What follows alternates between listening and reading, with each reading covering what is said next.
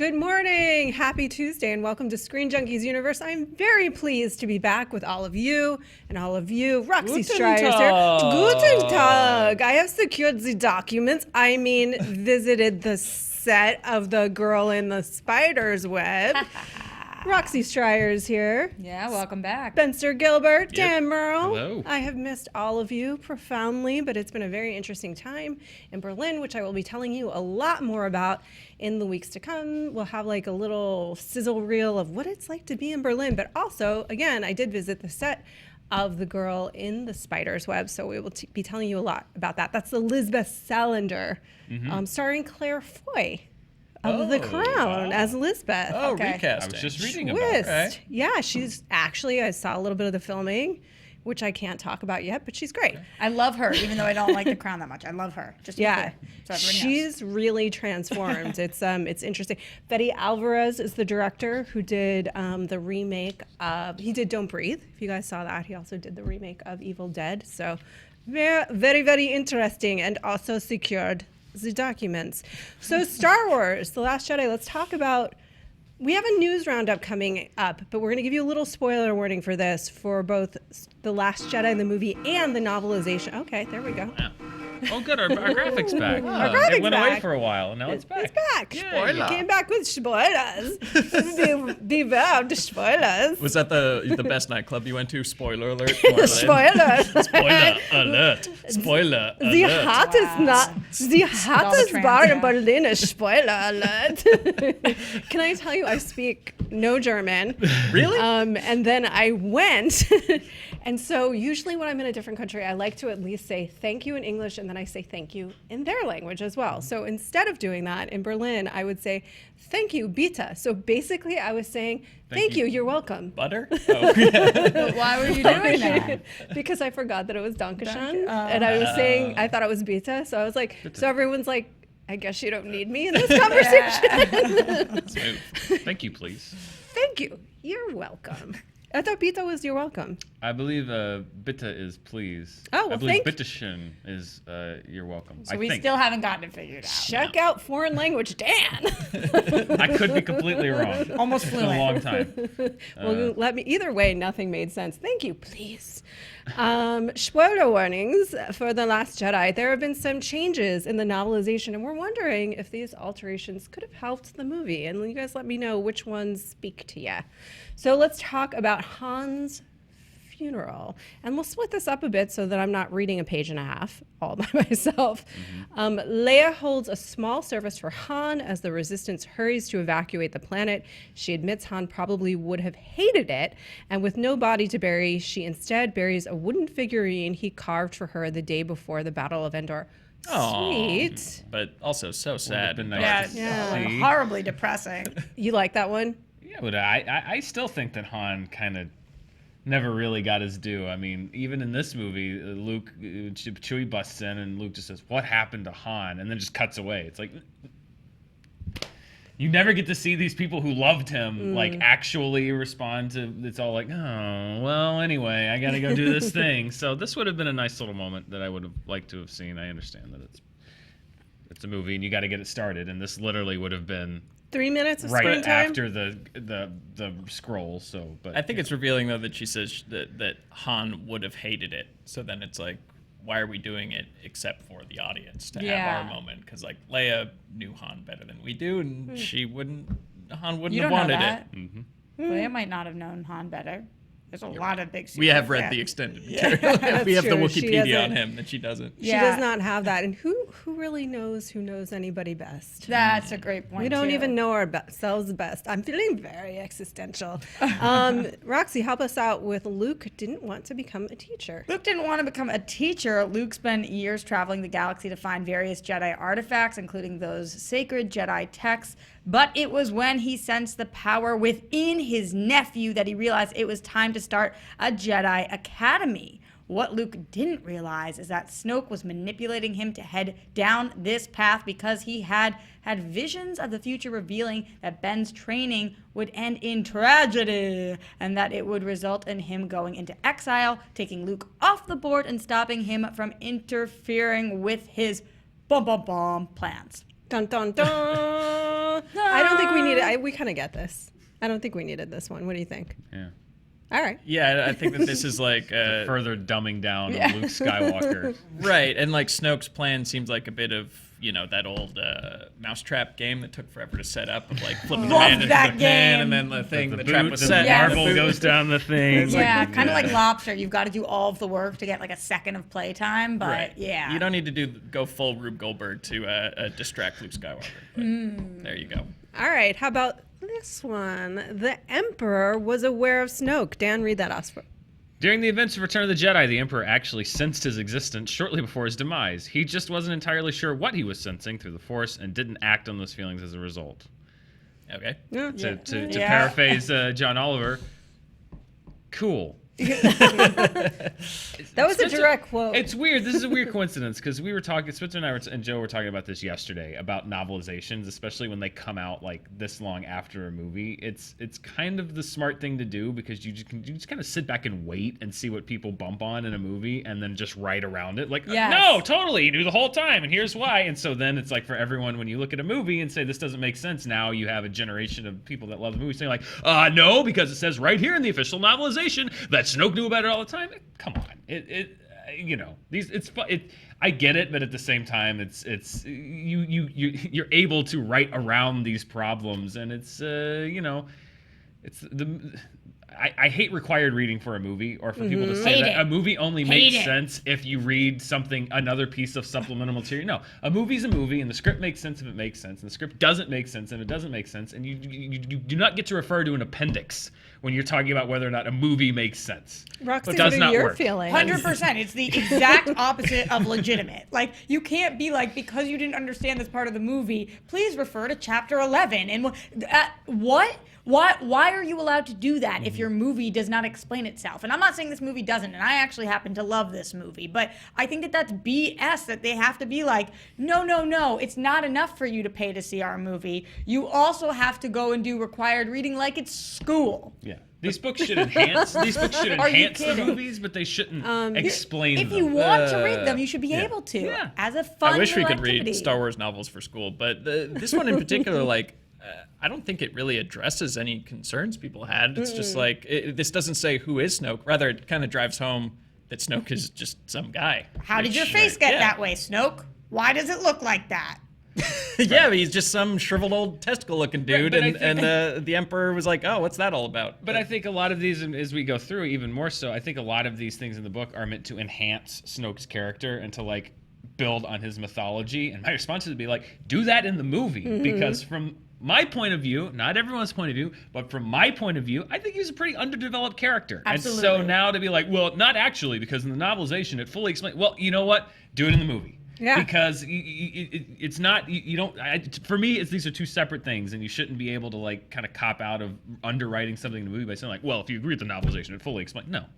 Well, he wasn't he's undeveloped, but in the sense that he's just a misdirect. He's a stepping stone for Kylo Ren to propel himself to full evil. At least we would have cared more about the fact that he's gone if we knew anything about why he was there in the first place. How he got that way, where what's happening. Like, the fact that he's a stepping stone, at least make us care about the fact that he's a stepping stone so that when you kill him, it's like, no. But instead it was like, oh. It's subtle, but it's subtle, but very different. Yeah. We're going to move on to the next little bit of business, but I would agree that a movie has to stand on its own, and that means separate from, really, if it's in, say, an expanded or connected universe, it still has to stand on its own.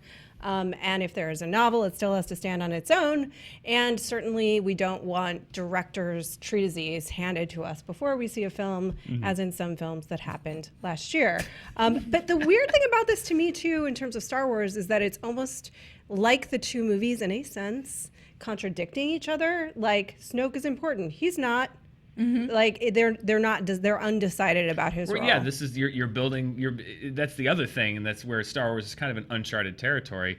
You have this book that is kind of building the character of Snoke, and you have a movie saying like he doesn't matter. Yeah. So, well, okay, let's also not pretend this is a new development in the Star Wars universe where there are novels upon novels written about like the third string bass player for the Cantina band. Like they have that was taken a every very important unimportant thing about the whole Star Wars universe and just expanded it into like everybody's got a story. But it's time Yeah. for the past to die, Spencer. It's also Yeah, I like, know Another it. great Yeah. point. in any event, we'll be talking more about what we make of The Last Jedi lots this week, I think. Big Jedi week. Big Jedi week. Snoke really didn't like Kylo Ren. So it's revealed that Kylo killed Rey as Snoke intended. The villain was still considering killing the former Ben Solo once the Resistance was defeated because he would have served his purpose at that point. Plus, he was probably like, if only a couple of us can exist at one time, it ain't gonna be you, kid. Maybe go with this girl. I wasn't actually planning to say that, but then the picture popped up, and I was like, yeah, that's probably what he was thinking. So Spencer's going to read the next big chunk of text, but what do we think about that? About him not liking Kylo? Yeah. Yeah, that tracks. Yeah, that tracks. That's a That little- works. yeah, That's See, that's a snibbling. nice. clear. That's a piece of supplementary information. I'm like, okay, you don't need to know that to really understand much about the character on any greater level. But so- also, did think you it's guys pretty not clear. sense Yeah. that? Yeah. Was that yeah, no, I not- mean, I think he's we a get pretty that. devious dude. I thought they were BFF. So weird. When do any of the Sith really like each other, though? They don't like anything. They're That's all their frenemies. deal. Yeah. Not painting each other's nails and stuff, hanging out, grabbing coffee. I Oh mean, no, somebody they're had to painting do, each other's nails, but it's just with bitchy intent. Yeah, very good point. Very good. Was Darth point. Maul tattooed, or was that just what his species looked like? Yeah, it was. Because I would love it if it was skin revealed in condition, some or- book. You know what? I'm sure it was. That Palpatine did his tattoos or something. Yeah, They it's were just just- totally chilling, and he was like, "I'm going to make this one a triangle." You know, That's I'm all natural. sure there's an explanation. That's This is for humorous amazing. purposes only. Yeah, they paint each other's nails, but they're painting a spring when really they're in autumn. Oh, Luke dreams of a simpler life. Spenny G. The book kicks off with a prologue revolving around a sequence revealing what Luke's life would have been if he never left Tatooine on the Millennium Falcon. Cue the Calypso music. In this dream, Luke's never attacked by Tusken Raiders. He never meets Obi-Wan Kenobi. Never becomes a Jedi Knight. Just opens up a small smoothie shack down by the Cantina Way. What happens? He marries and takes over his uncle's moisture farm.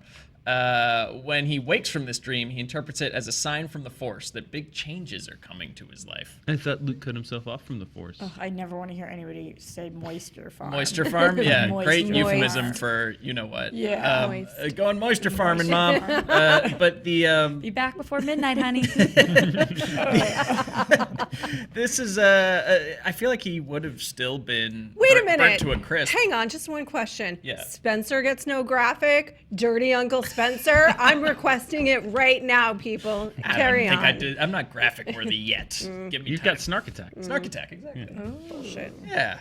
I don't know. This is That kind of was Snark Attack. yeah. This would be fun, I guess, if it was a. I don't want it to be a dream. I want there to be a whole series of books of Luke Skywalker, Moisture Farmer.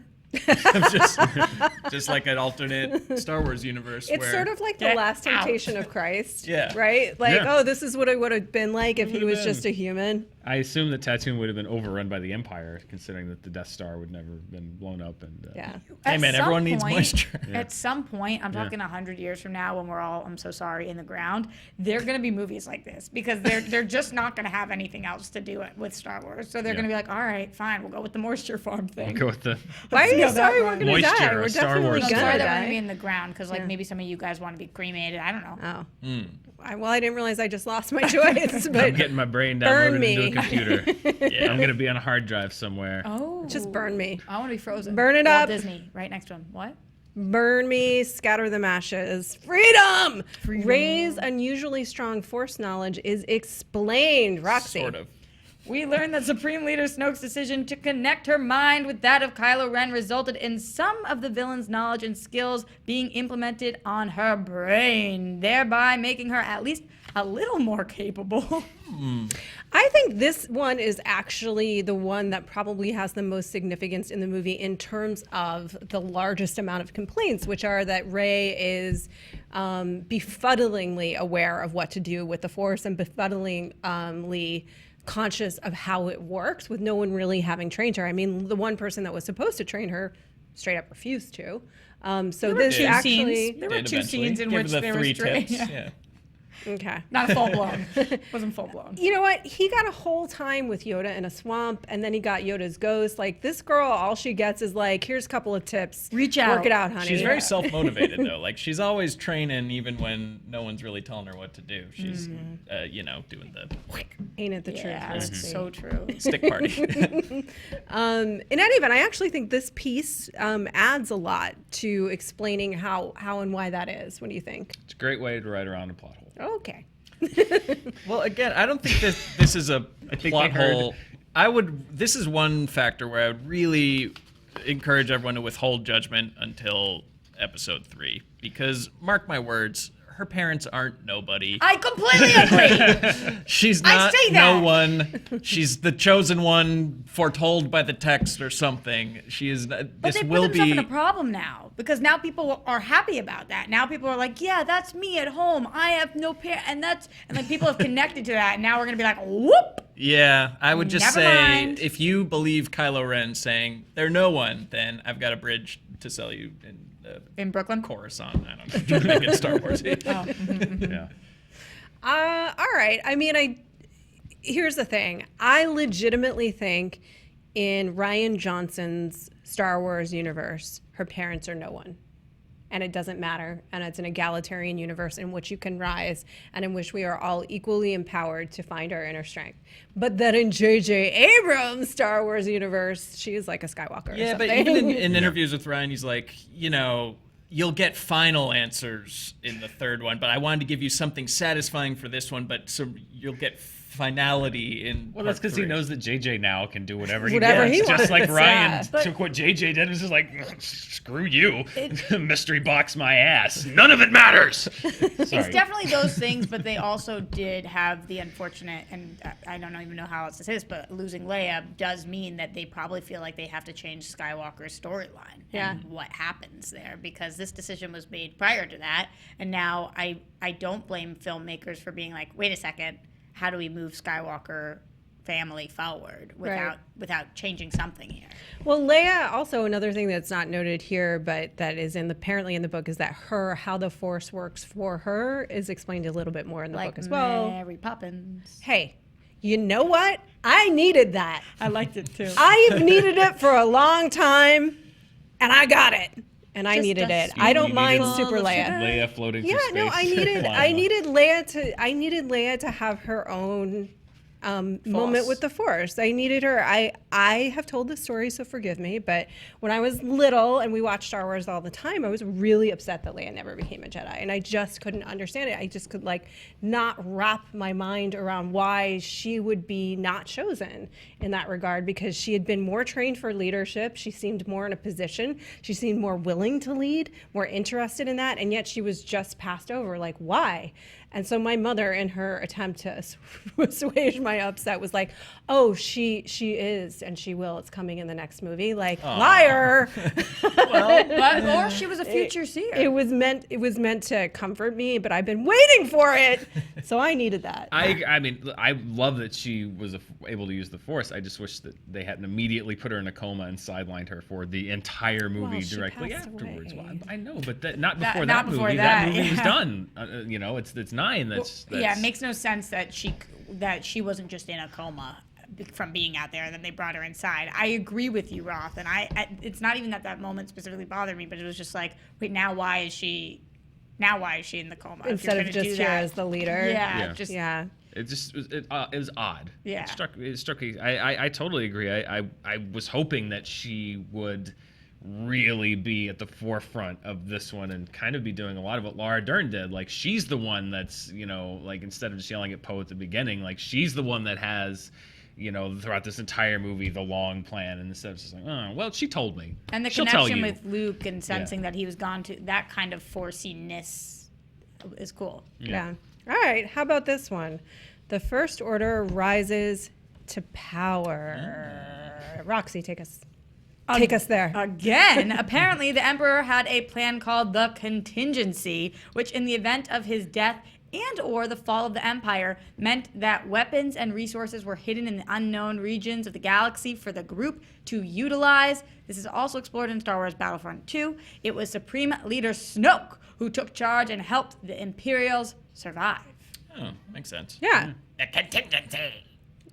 See, you should have read that one. I That mean, was great. I kind of like that thread, but do we need it? Again, a great explanation that was not explored in any of the. Do you think it would have made the movie better if that had been explored? I think if they had kind of explained why there is a group that's exactly like the Empire with technology that's exactly like the Empire's and a structure that's exactly like the Empire's, it might have been nice if the movies had at some point noted it's because it was based off of the Empire. But again, Would you have even accepted a joke about it?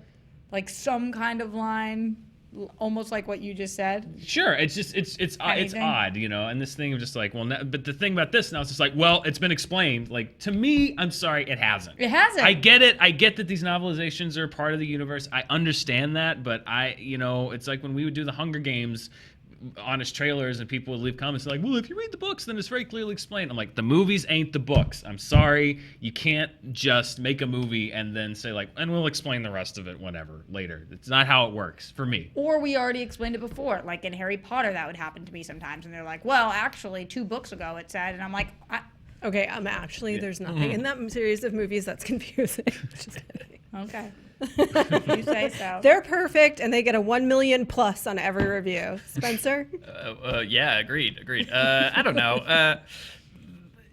I'm of two minds about this because on one hand, it doesn't matter because it's like, yeah, you're telling a story here about like good and evil. It doesn't matter if you call it the Empire or the First Order. But on the other hand, why not just keep it the Empire? Why make it a different thing if it, for every intent and purpose, it is the same thing? So, Counterpoint? Yes. It's making the point to some degree that even though things may have different names and different faces, they are ultimately the same evil, and you have to be aware of that. meet the new boss, same as the old Yeah, boss. like you have to be looking for what is similar between them, lest we enter into the same scope of evil that we have in the past. Uns. News roundup. Guys, are you ready for this? Lady and the Tramp. There's a live action Lady in the Tramp movie coming at us. Disney has tapped the Lego Ninjago movie director Charlie Bean to helm its live action adaptation. This is coming to us via Deadline. It's gonna be a tough shot to get. Without. And do what now? It's gonna be a tough shot to get with real dogs. Yeah. The same strand of spaghetti at the Puppies same time. are tough to kiss. work And with. that's the iconic moment. But So they can't leave that Can't out. fake that. Yeah. No. I imagine that it's going to be CGI puppies. Oh. Yeah, they're not going to have like real dogs. But yes, that would be tough. It was real dogs. This is actually going straight to their streaming service, which I think is pretty interesting. And clearly they are stacking the deck for the streaming service.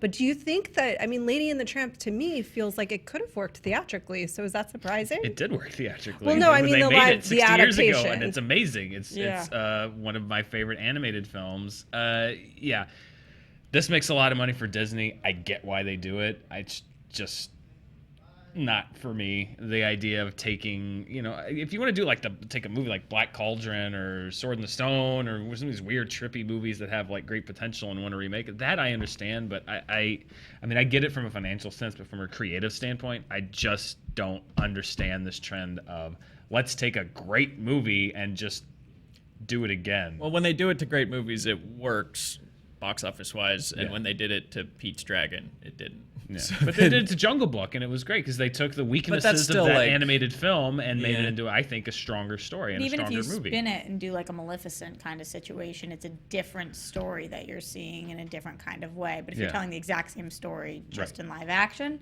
it has worked for them. I'm just curious, do you guys think that this, putting it on their streaming service, is ultimately going to make them more money than if they did a theatrical release? Because now they're getting people to subscribe, and then Yeah, I those mean, people that's are the going to goal. stay. Yeah, I That's guess the so. goal. Right, that's definitely the goal. Yeah. Do you think that I mean, they've got the Star Wars series got the is Star probably Wars going to go on series. this, right? Yeah. And now this. I mean, that's a huge investment. So Yeah, it is. I don't know, maybe. I think it speaks a lot to how convinced Disney is that streaming is not just the way of the present, but definitely the future, and that it is as important as whatever they're releasing theatrically, that they offer up content that people are going to be willing to pay for every single month. So could it work? Yeah, but they're going to have to do, and they will do a lot more than this. right? They're going to have to continue, like Netflix does, every month offering you something to stay addicted. And they got a pretty nice little catalog there that they can. They have an okay catalog. Yeah. And they also have the power to make things available on the streaming service and then take them off and then make them available. In and out of the Disney vault. vault. They've In been and doing out it of for a long time. Right. And they already have that strategy. Yeah. What are we gonna do? Like, I cannot continue Financially? What are we like with DC and Disney and Netflix and Hulu and Amazon and all of these things? Every $5, $10, $12 a month thing is like, What if, We're back hang to on. cable TV. Yeah, Yeah, what here if we are. We're back someone to just cable. Bundled packaged them that all up and offered one rate per month of, say, $90? Yeah, I remember that. Yeah. that would save me money at this point. That's what's going to happen is that know. it's truly just the new cable. It's just, but then I also do the cable thing. So now I'm, Well, eventually, I do Yeah. too, but eventually we're just going to have to forego cable. I mean, we can't gonna afford want all of to. it, Roxy. Yeah. no. It's We a lot can't. of Like, I'm gonna have to start picking up another job. Somebody, like, that's what's gonna happen. I'm like, all right, for my TV addiction. Well, but they're gonna go away. I mean, I pass billboards every day to work for 5 shows that I've never heard of, that I will never watch Right. because I can't. I just logistically, the way that my day works between work, movies, the shows that I already watch, and sleeping, like there's no. You have human way. I interaction, have human too. interaction to do. I have personal things that I like. Dan, how going many hours outside. of content do you watch a week? If A week? Yeah. I mean, content meaning movies included. yes. I counted the other week. I can answer this. It's a lot. I mean, I have at least 1 to 2 screenings a week just for reviews. I Yeah. go to usually 1 or 2 movies a weekend just to stay current. I try to see as many of those as I can. I have probably 10 shows that we watch regularly on television, So that's plus 10 hours of anything that we movies, watch 10 on hours of Netflix. Yeah. TV. I do 25 to 30. Yeah. They Every can't week. I'm at 30 as all- well. They Yeah. cannot all survive. They can't. It's Yeah. just people may say that I'm old, but I don't. So I've tried to do the math. I don't see a reality where they can all Well, survive. I think they can, not all of them, obviously, but the business model is like a gym where you sign up for the gym, but you don't go, but you also don't cancel it. So people don't need to be watching this stuff. They just need to not be canceling. And there's a difference between, like, I'm not watching The Path or whatever, but I'm also not canceling my Hulu subscription because, like, I'll dip in and dip out on occasion. They So- make it really hard to cancel. and they make it very difficult. Yeah. Everyone does. Yeah. They have to call a number now, and who wants to pick up a phone? Even these Yeah, food it's too subscription much. services, like all subscriptions are challenging to cancel. You have to go through hoops. And finally, at some point, I'm like, all right, I guess my time's more worth these $5. I'm just staying. So it's different from like canceling a show where, like, oh, the ratings are low and advertisers don't want to run ads on it. It's just they need to show you that they're still making new stuff to the point where you're not cutting your credit card But up. there's enhanced competition as well, and Yes. the idea is you have to get new people, and the more that you dilute that base, the more, because I mean there is going to be a point, like Roxy said, if people keep asking us to pay $5, $10, $12 a month, and there's a new service, if Apple does one, if Disney now is doing one, most people are going to have to make a choice at some point and say, like, I can't keep all of these. I have to get rid of one of them or 2 of them because it's just not financially feasible for me to subscribe to 12 different services that cost between $5 and $10 a month, or something has to give. Yeah, I agree, and I do think that it's going to be bundle packages at a certain point, and welcome to the new cable. Yeah. Where everything old is new again, as previously discussed. Speaking of old, It'll be the new order. oh yeah, Yeah, speaking of old, okay. You tried so You hard, guys but tell tried to me serve that one up to you. and it just knocked it down. where's the ball? Indiana Jones 5 gets a start date. What? This is via Slash from Steven Spielberg has teased the production start date for Indiana Jones 5, saying that it will start filming the next adventure next spring. So he confirmed this at the Rakuten TV Empire Awards. What are the Rakuten TV Empire Awards? Anyone? No idea. Oh, of course. Anyway, on Sunday night, that it will go into production next April in the United Kingdom, saying, quote, the actors and the crew, the chippies, the sparks, the drivers, everybody who has helped me make my movies here and will continue helping me make my movies here when I come back in April 2019 to make the 5th Indiana Jones movie right here. I think he was saying thank you to all Yeah. of these people. Yeah. The Chippies, the Spocks, the Drivers. Guys, What's a chippy? what's a Chippy? Just He was leave talking that in about the me. I comments assume below. a spark is like electric workers. I'm guessing those are the grips and Yeah. the So are the folks. Chippies craft services because chips? Chippies? Oh. I don't think I so. think it's like chip chipperoo, like Chippies. chippy chap. Well, clearly they all do stuff. I mean, okay. Anyway, we'll describe what the Chippies are on the set in London next week, because it's going to take me a full week to research that. But for now, what do you think about Indiana Jones 5? I hope it's better than Indiana Jones 4. I read a really interesting article. I wish I could remember the website that published it, but it was last week. It was called 10 Years of Steven Spielberg Not Being Able to Make Up His Mind. And it was just a comprehensive rundown of like every project that he's announced, that he said he's going to direct, and that he said there's a start date for. And then like, he said he's going to shoot this and that. Then it's like 6 months later, that was pushed to here. Then 6 months later, he's like Robopocalypse. And then they handed that off, and the West Side Story's been going through. So as much as I want him to start production of this movie before Harrison Ford just evaporates into the atmosphere, becomes the Force. I hope that it is this soon, but I'll believe it when I see it, because Steven Spielberg is a very busy man. He has a lot of things that he wants to do, and he has a lot of things on his plate, and he's prone to announcing start dates that don't always materialize. So I will give this I hope this happens, but we'll see. Let me ask you a question, Spencer. Yeah. Is Indiana Jones a young is this just a character that should be a younger man? Or do we like old man? No, Indy? I mean Indiana Jones is Harrison Ford to me. No, I know it is, but at the same time, is it like when we had him?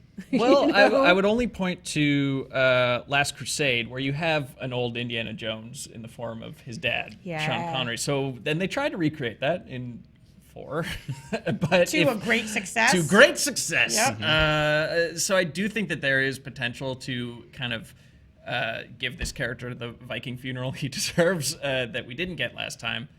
Yeah, obviously, like everyone's got the shit taste in their mouth after no one's excited for this, but I still think that there's potential. Roxy. Can't do it forever, so might as well try while we can. All right. I mean, I will say this, that we're going to be running down all of our favorite Spielberg movies next week in honor of Ready Player One. And spoiler alert, Raiders is going to be on there for some people. I don't know who those people might be yet, but it will be there. I just feel like this character is so specific. That worked with Sean Connery because you had the 3 kind of generations, right? You had someone playing a young Indy in that case, in the form of River Phoenix. Thank you. Dan always can be relied upon. But you also had Indy there, adventuring and so forth. And we want him adventuring and so forth. So I think if you do an older Indy, you do need to have that counterpart that can play the vigorous archaeologist, adventurer, Nazi fighter. Who's to say we don't have one? I hope he's still fighting Nazis. Yeah. Nazis are the strongest We've already villain moved of past. his. We're in the Cold War We now, are in right? the Cold We War. are in the Cold War. So it'd be weird to Where go back. Nazis might make a comeback. Maybe You there are never still know. Never Nazis. know. We should be in the swinging 60s if we're going decade by decade. Yeah. Maybe in True. the All right. Austin Powers crossover? I don't know. What's happening in We'll this? see. I hope it's good. Rick and Morty season 4 is in limbo, and this is via Slash Film in a discussion with Dan Harmon and a quote very rude fan who lashed out at him against the delay in the 4th season. Here's what Harmon said: "I hear ya. Tough spot. On one hand, it can be challenging, especially with crippling, lazy alcoholism, to write a show that hasn't been ordered by a network. On the other hand, the thought that fans like you pay the price, I'm going to go grab a drink." So that was Very Dan Dan Harmon, Harmon. who was like basically saying, look, Adult Swim didn't pick up the show. What do you want me to do? Yeah. Write it Well, for the fan free? called him a lazy drunk. Is what Oh. it says. Like, hey, listen, you lazy drunk. Why Right, don't you get off your start ass and writing write more Rick season and Morty 4 of for Rick me. and Morty, yeah. And he's like, that's... So the crippling lazy alcoholism didn't come out of nowhere. On Dan's response, although that is I kind of wish it had. one of his. It has before. trope, It has before. It is a Dan Harmon hallmark.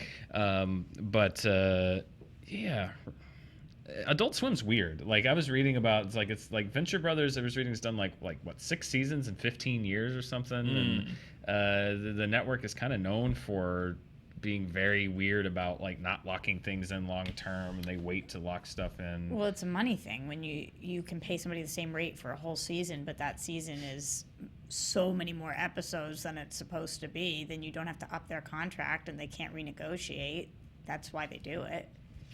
Which is unfortunate for the people who work on the project. Yeah, I mean, it's a hit show, but they could probably replace it with something cheaper. I don't know what their budgets are like these days, but I know that C-Lab doesn't cost much. Yeah. but Rick and Morty, like the animations, is incredible, especially compared to the other stuff on Adult Swim. Well, but it's also a difficult creative, and again, this is something that Dan has been very forthcoming about, and that people that have worked on the show have talked about publicly, and that it's kind of like it's not an easy process to make Rick and Morty. It is a very difficult creative process. Dan and Justin and are both very creators with very distinct visions, and they take time to, it's not kind of like, oh, we do a writer's room for 6 weeks and then we have a season. Like there's a lot of rewriting, there's a lot of, and I'm not speaking out of school, like this has been covered extensively by them, that they will say like, listen, it takes time. This is a difficult show to make. And, we see how long it took them to do between seasons, over a year between seasons. So it is surprising to me, considering how much Adult Swim has invested in like the merchandise for Rick and Morty is out of hand. Like there's since this last season especially, there's so much Rick and Morty merchandise. I am a little surprised that they haven't at least picked it up, knowing that it's going to be a while from the time you pick the show up to the time it goes on the air, because it takes a long time for them to write and make them. I agree. I'm surprised that they haven't at least said, let's do a 4th season, unless there is something behind the scenes where it's a money dispute, it's raging alcoholism. It's raging alcoholism. Who knows? That's never stopped anything in the past. No. Honestly, no. Or in the present. Yeah. So I don't know. The only thing that struck me is like, as far as like, is Rick and Morty going to go away? I'd be shocked if there wasn't another season of Rick and Morty, but it does surprise me just a little bit that Adult Swim hasn't at least said, in principle, let's do a season 4. All right. Well, those are our thoughts on all of the things. Thank you so much for joining us today. I am so happy to be back in the United States, where I am definitely not at all a double agent working for Germany now. There are things for you to watch. Honest Trailer is available. That's right, Dan. Double agent, triple agent, like in some of the movies we saw last year. Honest Trailer commentary is where they can tell you all about the process of writing them. Hey, I've seen a few comments saying, why isn't this guest or that person or so on and so forth on Honest Trailer commentaries? It's because these guys and Joe write them. Oh, really? So, yeah. Oh, yeah, that's why. That's why. Yeah. You guys have all the things to say. And they are brilliant and wonderful at it. We also have puppies for you to enjoy on the main channel with John Boyega, and a little tribute to Pacific Rim called Pacific Rim Pup Rising in honor of Pacific Rim Uprising, which we will have a review of later this week after Dan and I see it. Tonight. I'd like to say that the commenters are never right and never funny, except in this one instance where they suggested Pacific Rim Pup Rising. Pacific Rim. It's a twist. We really whiffed on that we one. Really. Wow. Wow. That was, how did we miss that? Yeah. I'll be feeling bad about that for a little while. Still Let that time. sink We just- in. Yeah. We'll edit it. Just Don't edit say that that. title. We can just go the change title. it. Yeah, that doesn't. Pacific Rim Pacific Pup Rim Rising. Pup Rising. Anyway, we'll Thanks, leave you with commenters that. and Thank you suggestions. so much for joining us today. We hope you have a wonderful Tuesday, and we will see you tomorrow.